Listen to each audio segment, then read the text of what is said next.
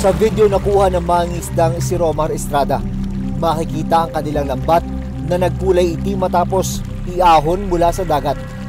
Ito, lambat namin inabot. Oh. Grabe. Buti yan lang. Paano kung lahat ng lambat namin inabot? Eh di wala na. Imbis na isda ang mahuli sa kanilang paglaot, buong-buong langis na palutang-lutang sa dagat mula sa lubog na motor tanker Terra Nova sa Limay, Bataan ang kanilang nakita. Mamadali kasi kami kanina paggila para hindi kayo maaabot ng napakakapal na langis na lumulutang sa dagat. Yung lambat namin, kapag dumigit po doon yung langis, as in po hindi na po matatanggal yung langis doon. Gasolina po talaga nakatanggal doon eh. Grabe po, hindi na po talaga pakinabangan yan. Kawawa po yung lambat. Hindi na po talaga pakinabangan to. Grabe ngiti mo. Pero hindi lang mga lambat ni na Romar ang naapektuhan ng oil spill.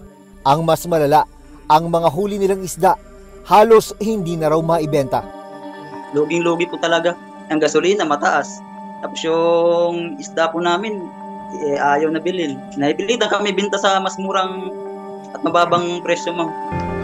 Yung inaasahan po namin, kikita po kami ng 1.5. Hindi kami mahigit 1,000. Pero ayan lang po.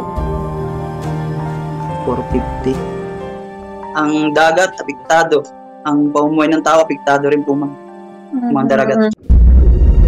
Paano nga ba nagsimula ang oil spill? Habang nananalasa ang habagat na pinalakas ng bagyong Karina noong July 25, 2024, lumubog ang motor tanker na Terra Nova dahil daw sa malalaking alon. 3.6 nautical miles ang layo nito mula sa Lamao Port sa Limay, Bataan. Sabi ng Philippine Coast Guard o PCG, may kargang 1.4 million liters ng industrial fuel ang tanker na bibiyahe sana papuntang Iloilo. 16 na crew ang nasagip at isang crew ang namatay sa paglubog ng tanker. Katulong ang ibang organisasyon, agad na nagsagawa ng oil spill response operations ang PCG sa Bataan. Itong Lunes, sumama ako sa surface survey na ginawa ng Philippine Coast Guard sa Bataan. Nandito na kami sa general location ng ground zero o yung lugar kung saan yung oil tanker na Terra Nova. Hindi talaga kailangan tumigit ng malapit na malapit ang may kami ang tayo na diving operation.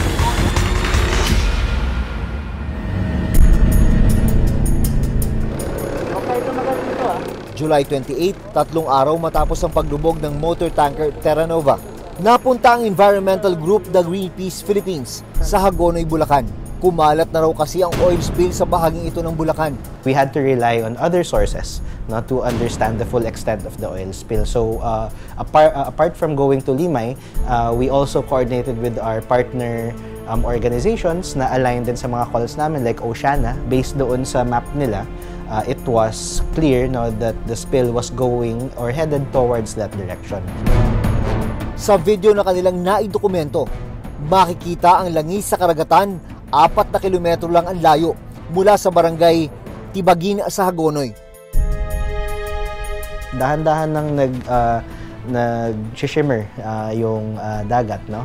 And then we could see the streaks, and then we could see pieces, no, of oil.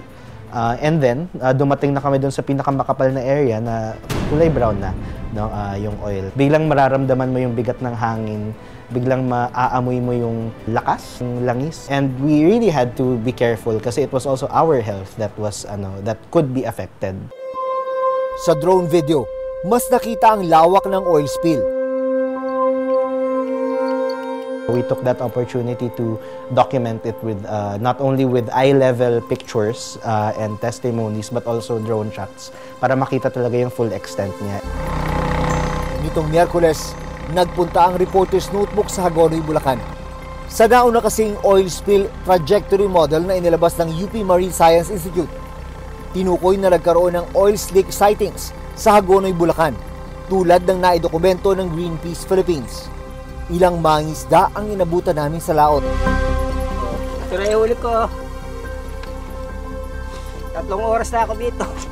Tansya mo mga ilang kilo yan, tay? 2 kilo. Mga ano na to, 300 na. Walang ganong isda ngayon. Ang mangingisdang si Mang Rodolfo, ilang araw na raw walang huling isda. Maraming langis din sa lang. So pag gano'n na maraming langis, Wala na akong isda. Wala nang mahuli mga manite. Tsatsaga lang ako sa tabi. so ngayon tayo, itong ginagawa mo, ano to, parang sumusugal ka lang? Testing lang kung makakahuli. Pambiling bigas. Ang mangingisda namang si Melchor de la Cruz, July 26 pa ang huling beses na nakalaot. Pero hindi nila inasahan na sa kanilang paglaot, imbis na isda, langis ang bubungad sa kanila. Nakikilakis. Oo. Around 11 or 12 ng gabi. Napansin na lang po namin habang naglalaglag kami ng lambat na parang may napapansin kami mga itim po siyang maliliit. Di po namin siya pinansin, binagsak po namin lambat.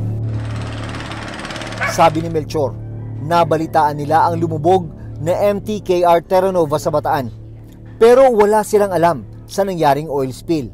Ito po yun akang cool mga itim na to at kala ko siya, dumi lang siya sa dagat. Nung unti-unti na namin inaangat yung lambat, yun na pala yung langis na galing sa barko na lumubog. Kaya pong ginawa ko, para po malaman ng iba't, para maging aware na rin po yung mga tiga rito sa Tibagin. Binidyoan ko po, tsaka ko po pinost para po makita nila. Ang kinita sa naging huli nila Melchor nung gabing yun, sapat lang daw sa kanilang gasolina. Umuwi na po kami nun kasi alam na po, ayaw na pong tuminga ng isda sa lambat. Gawa po ng may oil spill.